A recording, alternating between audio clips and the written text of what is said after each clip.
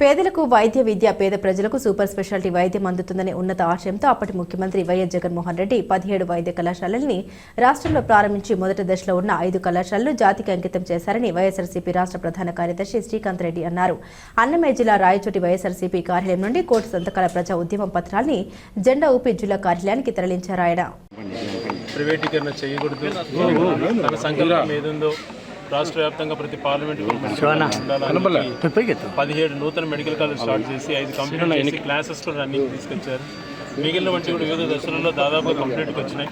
అటువంటి సమయంలో ప్రైవేటీకరణ చేయడం చాలా బాధాకరం అని చెప్పి చెప్పినా కూడా ప్రభుత్వం వెనుకపోవడంతో జగన్మోహన్ రెడ్డి గారి కోటి సంతకాల నిరసన కార్యక్రమానికి పిలుపునిచ్చినారు. రాష్ట్ర వ్యాప్తంగా దీన్ని అందరం కూడా పిలుపుని అందుకొని ప్రతి నియోజకవర్గంలో సంతకాల సేకరణ ప్రతి గ్రామంలో విజిట్ చేసి చేయడం జరిగింది.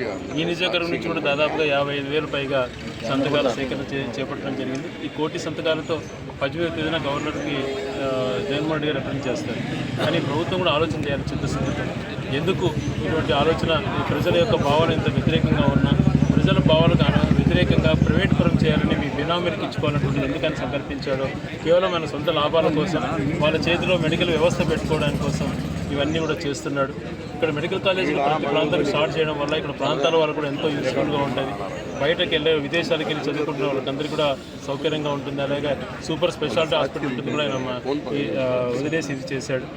వీటన్నిటి కూడా చిత్తశుద్ధితో చేసేటువంటి కార్యక్రమంలో భాగంగా మా గౌరవ పార్లమెంట్ సభ్యులు మిథున్ రెడ్డి గారు కూడా ఎప్పటికప్పుడు మాకు సూచనలు ఇస్తూ దీన్ని ముందుకు తీసుకెళ్లే విధంగా మాకు అన్ని రకాలు కూడా ఆయన సహకరించారు. ఆయన సహాయ సహకారాలతో ఈరోజు పెద్ద ఎత్తున మా జిల్లా వ్యాప్తంగా కూడా ఇవన్నీ సంతకాల సేకరణ చేపట్టడం జరిగింది. ఇప్పుడు 12 గంటలకు ఇవన్నీ కూడా ఇక్కడి నుంచి ఈ ప్రాంతం నుంచి మిగిలిన నియోజకవర్గం నుంచి వచ్చేటువంటి ఆటోలన్నీ కూడా గౌరవ జిల్లా అధ్యక్షులు అమర్నాథ్ రెడ్డి గారు రిసీవ్ చేసుకుంటారు. ఇక్కడ 2 రోజులు పెట్టిన తర్వాత 15వ తేదీన పెద్ద ఎత్తున టౌన్లో ర్యాలీ చేపట్టి విజయవాడకు ఇవన్నీ కూడా పంపించి విజయవాడలో 18వ తేదీన గవర్నర్ గారికి సబ్మిట్ చేయడం జరుగుతుంది. ఈ నిరసన కన్నా ఇప్పటికైనా తెలుసుకొని ప్రభుత్వం దిగి వచ్చి ప్రైవేటీకరణ ఆపి ప్రభుత్వమే చేపట్టే విధంగా ప్రజలకు దగ్గరగా ఉండే విధంగా చేయాలని చెప్పి గట్టిగా డిమాండ్ చేస్తాం.